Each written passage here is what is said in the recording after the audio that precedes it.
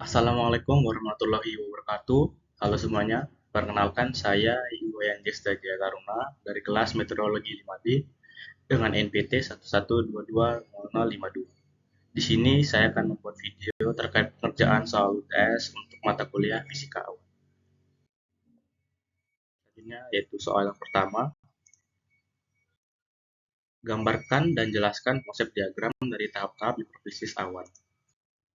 Baik, untuk menjawabnya di sini terdapat slide yang dimana berisi tentang gimana mikrofisis awan tersebut terjadi.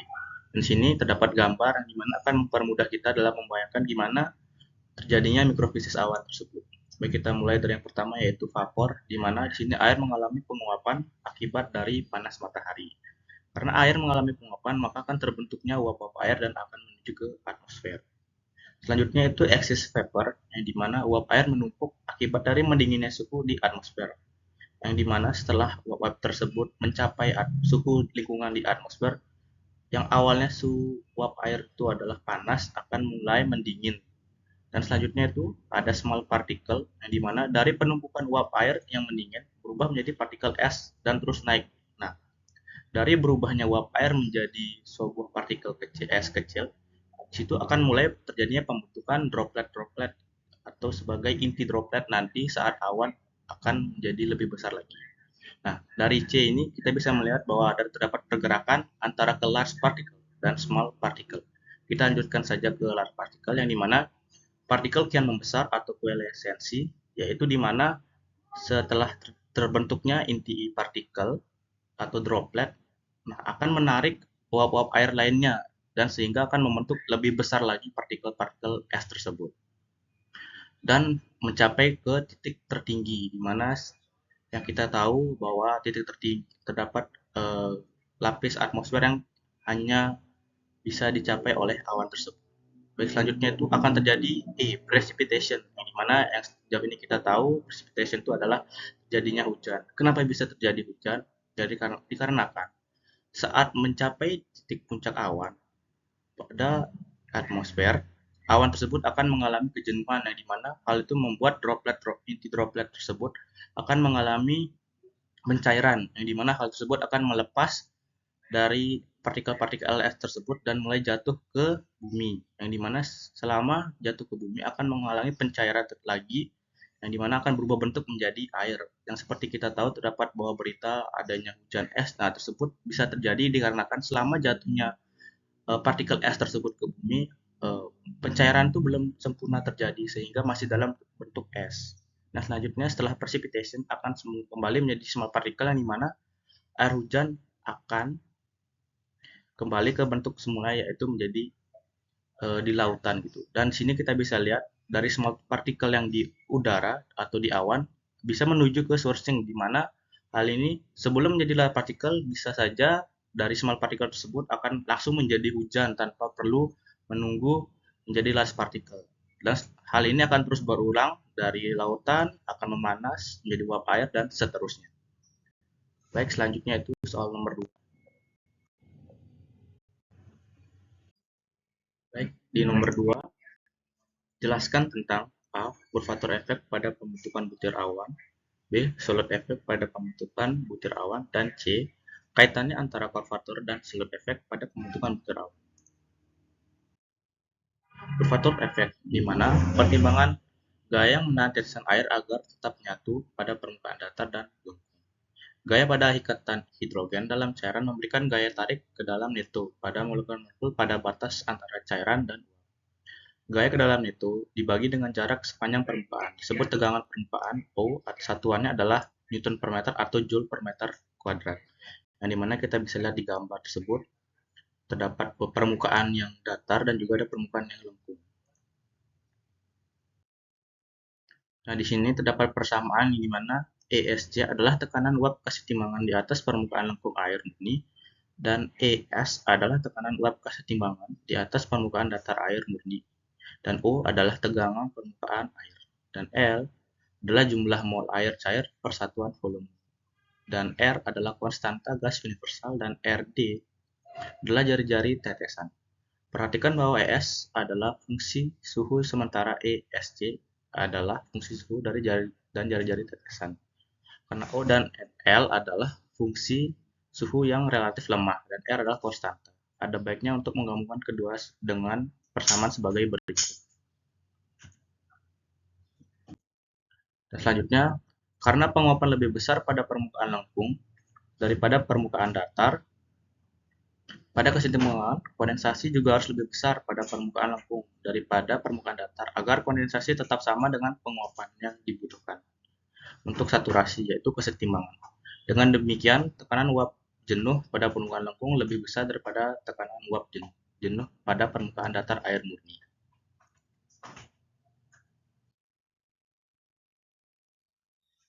Baik, selanjutnya itu adalah Solar effect, di mana pandangan sederhana mengenai efek ini adalah bahwa molekul zat terlarut terdistribusi secara merata dalam air pelarut. Oleh karena itu, beberapa molekul zat terlarut menempati lokasi permukaan yang seharusnya ditempati oleh molekul air.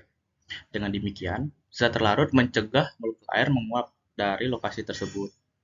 Menambahkan lebih banyak zat terlarut berarti bahwa lebih banyak lokasi permukaan akan ditempati oleh molekul zat terlarut dan uap air akan memiliki lebih sedikit kesempatan untuk memutus ikatan hidrogen dan keluar dari cairan.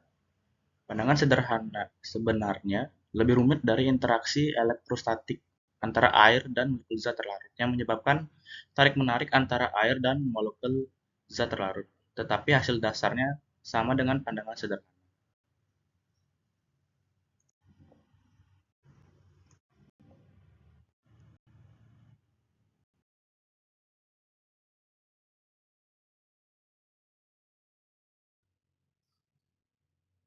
Karena laju penguapan diturunkan, itu berarti akan terjadi kondensasi bersih hingga fluks uap air ke permukaan sesuai dengan fluks uap air yang meninggalkan permukaan. Karena kesetimbangan terbentuk antara penguapan yang lebih rendah dan kondensasi, kondensasi akan lebih sedikit, yang berarti bahwa tekanan uap jenuh akan lebih rendah. Tekanan uap kesetimbangan kurang dari ES yang ingat adalah tekanan uap jenuh di atas permukaan datar air murni. Karena jumlah es terlarut meningkat, tekanan uap kesetimbangan larutan akan semakin menurun. Kita dapat mengukur tekanan uap kesetimbangan ini pada suatu larutan dengan beberapa persamaan sederhana di bawahnya, yang dimana fraksi mol didefinisikan sebagai berikut. Yang dimana NW adalah jumlah mol air per satuan volume larutan, NS adalah jumlah mol satuan volume larutan, dan NL adalah jumlah mol per satuan volume air. Hukum Roth menghubungkan tekanan uap kesetimbangan Esol dengan tekanan uap air murni dan fraksi mol. Ya, seperti penjelasan tadi, di sini ada persamaan Esol sama dengan S dikali 1 dikurangi SS. Baik, selanjutnya itu adalah kaitan kedua efek, mana tekanan uap kesetimbangan untuk setetes air yang mengandung zat terlarut hanyalah hasil kali 3 tekanan uap jenuh untuk air murni di atas permukaan datar. Efek lengkungan dan efek zat terlarut. Bisa kita lihat dari persamaan di bawah ini adalah gabungan dari antara kurva efek dan juga salut efek. Yang dimana persamaan ini disebut persamaan Kohler. Persamaan ini memberikan kita tekanan uap kesetimbangan yang akan dimiliki oleh tetesan untuk radius tetesan tertentu RD dan jumlah mol zat terlarut NS tertentu. Kita dapat melihat bahwa ada dua efek yang saling bersaing, antara efek lengkungan atau Kelvin yang bergantung pada kebalikan dari radius tetes dan efek zat terlarut atau Raoult yang tadi yaitu salut yang bergantung pada kebalikan dari radius tetesan pangkat 3. Ingat kita telah membahas rasio saturasi S sama dengan E per S. Itu juga membahas per saturasi yaitu S sama dengan S dikurangi 1 yang dimana E per S sama aja. Kita mendefinisikan rasio saturasi dan supersaturasi baru untuk sebuah partikel SK dan SK kecil. Di mana K adalah singkatan dari Kohler, yang dimana kita bisa lihat di sini untuk persamaannya.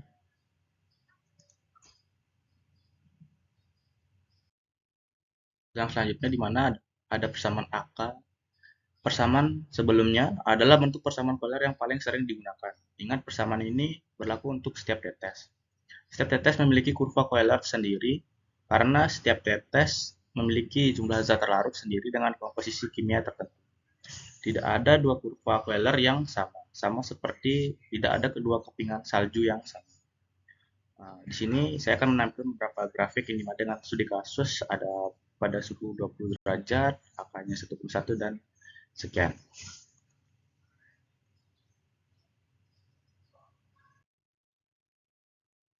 Ya, di sebelah kiri ada sebuah diagram ya. Ada grafik di mana Fourier yang merupakan supersaturasi partikel sebagai fungsi dari jari-jari partikel. Jari-jari meningkat pada partikel merah, di mana SK adalah supersaturasi bukan atmosfer. Nah, pada RD terkecil 10 nanometer dan ada efek seterlarut laut yang lebih kuat daripada efek Kelvin. Ketika RD membesar, saat air ditambahkan ke partikel, efek Kelvin mulai menang atas suhu zat terlarut. Akibatnya SK menjadi positif menaik. Dan ketika RD menjadi sangat besar, maka permukaannya mulai terlihat datar dan perlarutannya menjadi sangat encer sehingga air cair mendekati murni dan SK mendekati 0, yang berarti bahwa EEQ mendekati ES. Dan SC disebut supersaturasi kritis, di mana partikel tidak dapat aktif dan tumbuh menjadi tetesan awan hingga supersaturasi atmosfer S melebihi SC. Dan SC terjadi pada radius kritis RC untuk aktivasi tetesan yang mencapai radius ini dapat aktif dan tumbuh tetesan awan dan tetesan yang tidak mencapai radius ini. Semakin besar NS, maka semakin kecil SC-nya. Dan selanjutnya untuk soal nomor 3, jelaskan tentang perkembangan beberapa modifikasi teori partikel udara sebagai efek dari teori partikel yang terlalu cepat dalam akselerasi gaya buoyancy.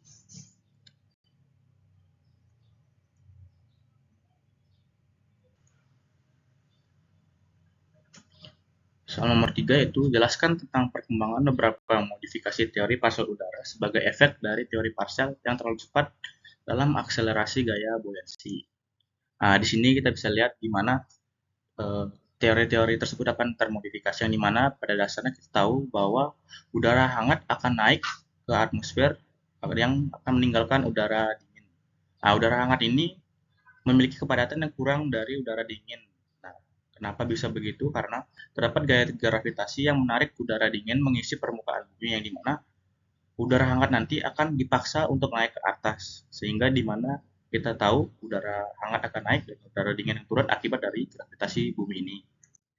Dan selanjutnya itu ada teori gaya apung terhadap partikel udara. Di sini terdapat ada kejadian stable dan unstable, yang dimana untuk stabil ini, jika suatu benda suhunya itu kurang dari lingkungan, maka dia akan menjadi lebih padat dari lingkungannya, akan mengkristal itu dan memperlambat kenaikannya. Namun, apabila jika suatu benda suhunya itu lebih dari lingkungan, maka eh, dia akan belum padat seperti yang stabil. Nah, karena itu dia akan terus menuju ke kondisi stabil. Karena yang kita bisa lihat di unstable itu ada partikel yang 8 derajat, namun di atasnya masih 0 derajat, belum berada dalam kondisi stabil, sehingga dia harus terus naik hingga di mana dia berada di bawah suhu lingkungan tersebut. Selanjutnya, ada teori inverternam, yang dimana tingkat kelambatan kenaikan suhu suatu benda mendekati suhu lingkungannya dan bergantung pada daya serap, panas jenisnya, konduktivitas termal, dimensi, dan faktor-faktor lainnya.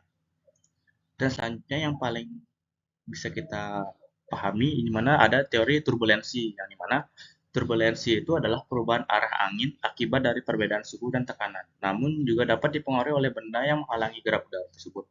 Oleh karena itu, turbulensi mampu mempengaruhi kecepatan angin di jalur yang berbeda akibat dari berbeloknya udara dan menyatunya udara ke udara sebelumnya. Sebagai contoh, untuk sebagai suhu, yang dimana kita bisa lihat udara panas dipaksa naik akibat adanya udara dingin di sebelahnya, sehingga untuk udara dengan misal kecepatannya 1 pada di atas permukaan dipaksa naik ke atas dan akhirnya bertemu dengan partikel udara atau partikel udara di atasnya, yang dimana akan membuat kecepatan dari partikel udara di atasnya itu akan berubah atau bisa meningkat. Dan juga di mana kita sebutkan dipengaruhi juga karena adanya benda yang menghalangi, sebagai contohnya itu di gunung. Sebagai kita lihat di gambar tersebut, ada udara yang berjalan dan menabrak gunung, dan mau tidak mau dia harus terangkat naik ke atas, dan hal tersebut akan menabrak partikel udara di atasnya dan meningkatkan kecepatan udara tersebut, yang dimana hal tersebut mempengaruhi kecepatan kenaikan dari partikel udara tersebut. Baik, selanjutnya itu ada soal nomor 4. Sebuah droplet dari ukuran 2,52 mikrometer menjadi ukuran 35,2 mikrometer dalam selang waktu 15,2 menit di suhu minus 10 derajat dan pada tekanan 65,2 kilo Pascal. Hitunglah supersaturasi lingkungan dengan syarat abaikan efek pelarutan dan kelengkungan di dalam bersama pertemuan droplet dengan E adalah 10 pangkat 1,5. Baik, yang di sini kita diketahui bahwa ukuran droplet awal itu 2,52 mikro dan ukuran droplet terakhir, dan dimana waktu akan kita konversi ke detik, dan ada suhu, tekanan, dan konstanta E. Nah, persamaan yang kita gunakan yaitu S delta R per K kali T untuk pendekatan pertumbuhan droplet. Nah, selanjutnya akan melakukan menghitung pertumbuhan droplet, yang dimana ukuran droplet di awal di akhir dikurangi dengan droplet di awal, di mana ditemukan 32,68 mikrometer. Dan hitung konstanta K dikarenakan kita terdapat E, di mana kita asumsikan bahwa K sama dengan E, yang dimana akan dihitung menjadi 10 pangkat 1,5 menjadi 31,60. Dan hitung supersaturasinya. Menggunakan rumus yang tadi, kita temukan bahwa untuk delta R-nya yaitu 32,68 mikrometer, dan akan disederhanakan lagi menjadi meter dan dibagi dengan K dikali T, yang dimana K adalah 31,62 dikali dengan waktu yang dikonversikan ke detik 912 detik, hasilnya jadi 28,834, yang dimana kita temukan menjadi hasilnya itu 1,13 dikali 10 pangkat 9. Nah, selanjutnya itu ada soal nomor 5. Berapa nilai kecepatan angin vertikal U pada periode orografi yang sebanding dengan periode dari buoyancy oscillation? Jika lapisan dari udara tak jenuh melewati daerah orografi dengan ketinggian 5,2 km terpisah dari aliran peraliran, elapse rate 4,52 Celcius per kilometer dengan suhunya adalah 25,2 Celcius. Baik, di sini ada diketahui di mana ketinggian orografi, elapse rate, dan suhu awal. Nah, di mana kita akan menggunakan persamaan yaitu U, yaitu kecepatan vertikal, yaitu akar dari gravitasi dikali delta T dibagi delta 0.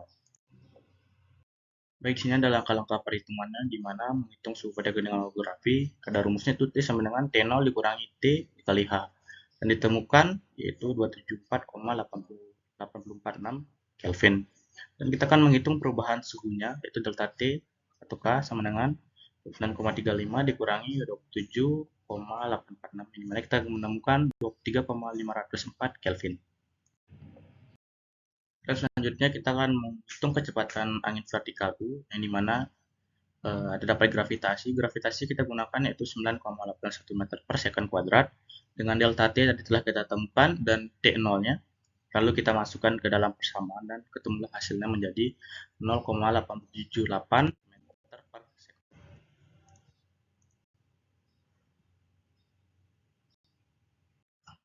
Sekian dari jawaban soal-soal yang diberikan untuk memenuhi nilai dari mata kuliah fisika awan. Apabila ada kurang, saya mohon maaf sebesar-besarnya.